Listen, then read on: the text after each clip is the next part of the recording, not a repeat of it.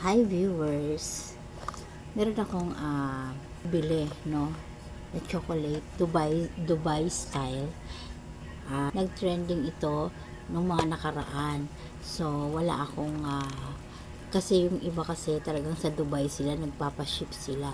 So, ako, sa online lang ako bumili. Gusto ko kasi talaga ay yung pistachio.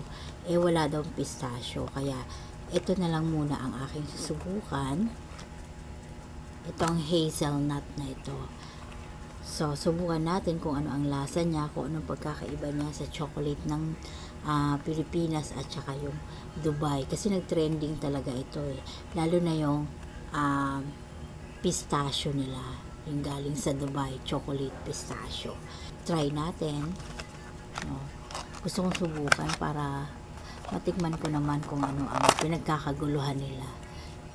Yung iba kasi talagang nagpapaship sila galing sa Dubai. So, let's see. Ay, maliit lang pala. Maliit lang pala ito.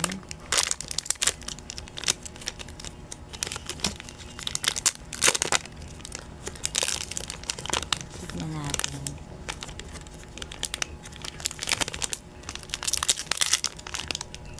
Ayan o. Ayan siya o. Ayan, tignan natin kung ano ang pagkakaiba niya sa chocolate ng Pilipinas. Ayan no, yung isa kasi kulay green ang nasa loob, pistachio. So ito, tignan natin, tikman natin. Tigas galing kasi sa rep eh.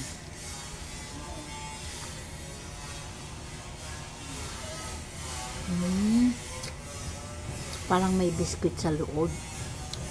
Pero chocolate yung ibabaw.